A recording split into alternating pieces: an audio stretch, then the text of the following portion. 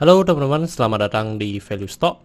Hari ini saya akan bahas analisa fundamental saham Bayan kuartal kedua tahun 2021. Oke, ini disclaimer-nya, yang pertama ini merupakan sharing analisa fundamental, bukan ajakan beli jual ataupun hold suatu saham, dan keputusan investasi ada di tangan teman-teman selaku investor. Yang ketiga, dari analisa fundamental ini bisa dijadikan referensi untuk analisa saham-saham yang teman-teman miliki. Oke, pertama-tama kita masuk ke bisnis model dari saham Bayan Resource ini. Untuk kegiatan usahanya bergerak di bidang usaha tambang batu bara. Jadi untuk sumber income-nya berasal dari penjualan batu baranya. Untuk segmen usaha atau marketnya di Indonesia dan sudah dilakukan ekspor ke luar negeri. Untuk terkait kasus hukum, saat saya membuat video ini saya tidak menemukan adanya kasus hukum yang terkait dengan Bayan Resource.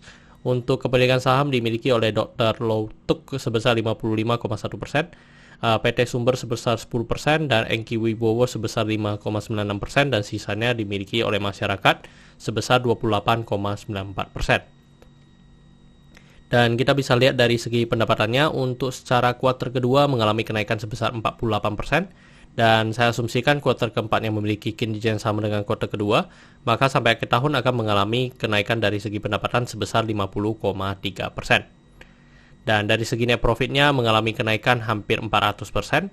Dan seperti tadi saya asumsikan kuartal keempat yang memiliki kinerja yang sama dengan kuartal kedua, maka sampai akhir tahun akan mengalami kenaikan sebesar 113%. Dan dari segi asetnya mengalami penurunan, dan penurunannya sebesar 2,6%. Dan penurunan aset ini juga disertai oleh penurunan hutangnya yang cukup signifikan sebesar 20,8%.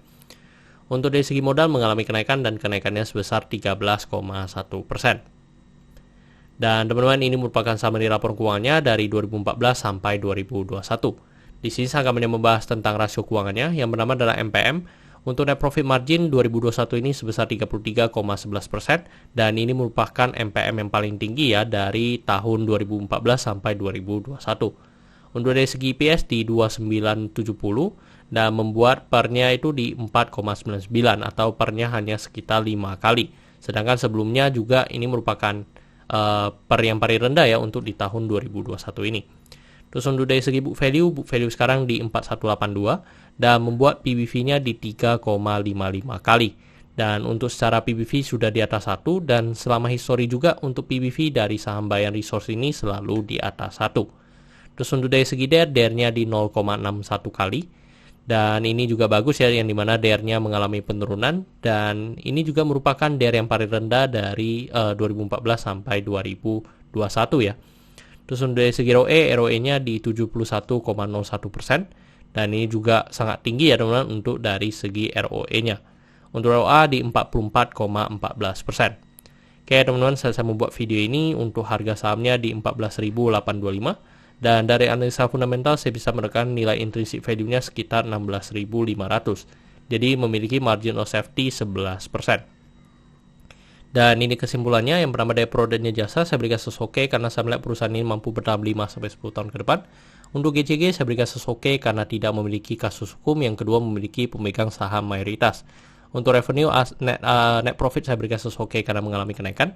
Untuk aset walaupun mengalami penurunan sedikit, saya berikan sesuai karena penurunannya disertai dengan penurunan dari liability-nya yang cukup dalam. Dan untuk liability-nya saya berikan sesuai karena DER-nya di bawah 1.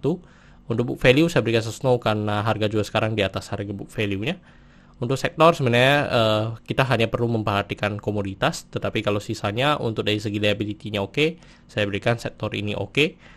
Untuk ROE saya berikan oke karena di atas 9% atau 2 kali bunga deposito yang saya anut.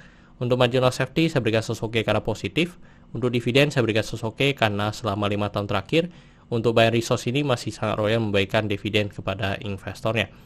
Oke teman-teman, jadi kesimpulannya adalah 10 dibanding 11, dan pertanyaannya adalah apakah saya akan membeli saham Bayan Resource ini? Tidak ya teman-teman, karena walaupun secara fundamentalnya bagus, tetapi secara valuasi menurut saya masih di bawah dari standar yang ditetapkan oleh saya. Dan yang kedua adalah mungkin sudah harga komoditas batubara ini sudah naik terlalu tinggi. Jadi saya sudah tidak tertarik lagi untuk masuk di sektor batubara ini. Oke teman-teman, saya rasa cukup sekian untuk video kali ini. Jangan lupa untuk like dan subscribe. Jangan lupa juga untuk follow saya di Instagram saya di royken13. Dan teman-teman, saya ada membuat grup Telegram, jadi teman-teman bisa join grup Telegram saya di Value Stock. Untuk linknya teman-teman bisa dapatkan di deskripsi di bawah.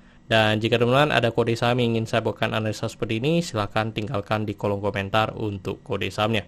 Oke teman-teman, see you in the next video. Bye bye.